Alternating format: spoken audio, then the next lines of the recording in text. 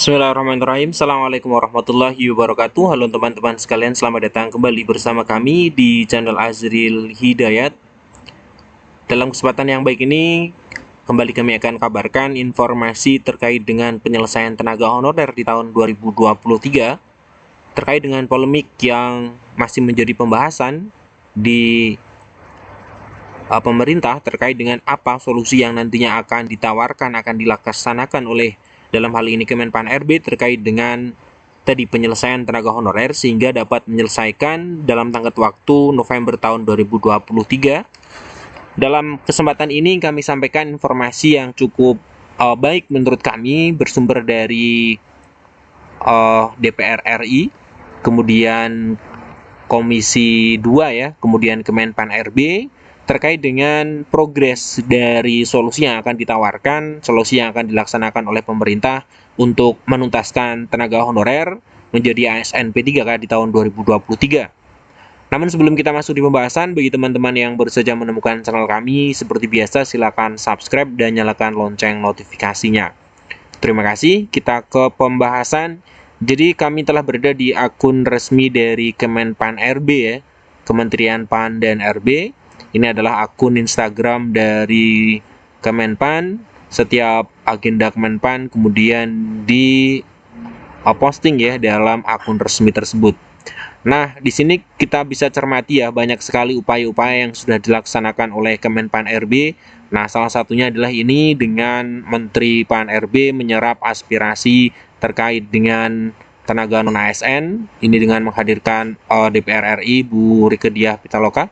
Kemudian bertemu juga dengan asosiasi pemerintah daerah ya, asosiasi pemerintah daerah untuk memetakan solusi yang terbaik berdasarkan dari ide-ide yang dicanangkan oleh pemerintah daerah.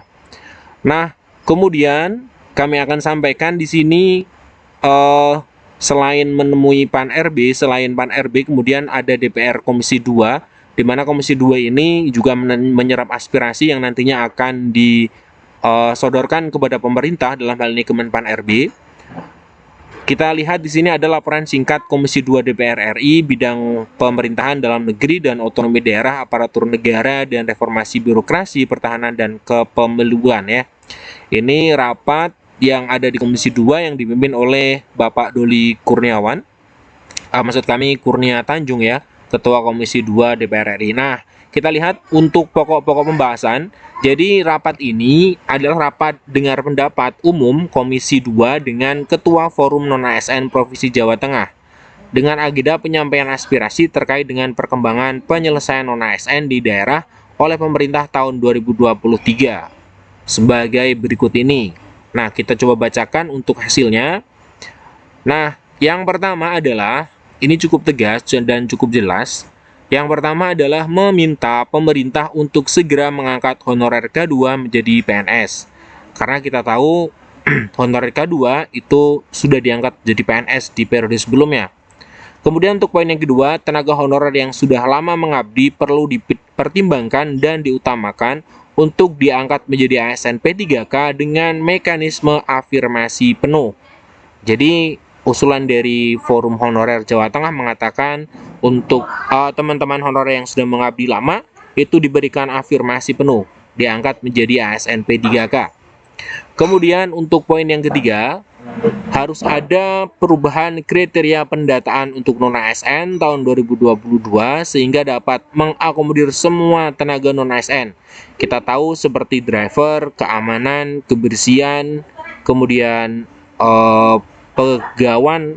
pegawai badan layanan umum daerah, itu jasa pemungut retribusi, tenaga operator alat berat, dan lain-lain ya, ini tidak masuk di dalam pendataan.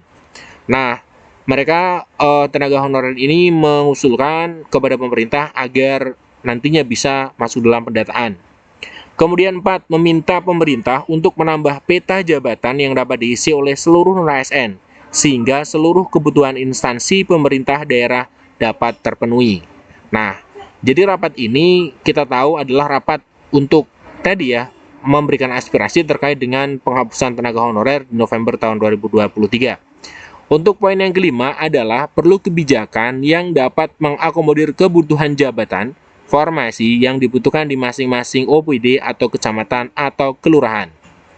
Kemudian yang keenam, meminta pemerintah agar meninjau kembali kebijakan penghapusan tenaga non-ASN di seluruh lingkungan instansi pemerintah pada tahun 2023, serta perlu meninjau kembali kebijakan terkait perekrutan tenaga driver keamanan kebersihan melalui outsourcing.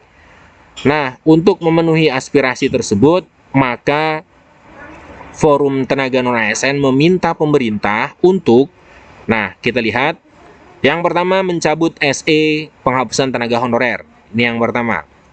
Yang kedua, melakukan perubahan rekrutmen P3K yang menyebutkan sesuai jabatan yang dilamar harus sesuai dengan pendidikan atau ijazah.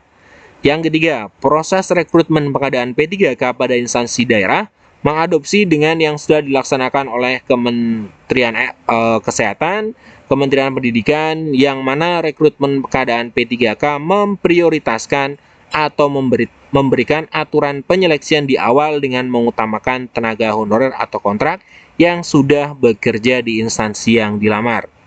Ini untuk poin yang ketiga. Kemudian untuk yang keempat, perihal persyaratan surat keterangan kerja yang diubah hanya untuk pelamar yang sudah bekerja di instansi pemerintah, sehingga menggugurkan pelamar yang bekerja di swasta atau di luar instansi pemerintah. Untuk poin yang kelima, melakukan perubahan terhadap PP 49 2018 mengenai ketentuan peralihan pasal 99 yang menyebutkan batasan tenaga kontrak atau honorer yang bekerja di instansi pemerintah hanya akan tetap dipekerjakan sampai 5 tahun sejak peraturan tersebut diundangkan dan akan berakhir pada 28 November 2023. Oke.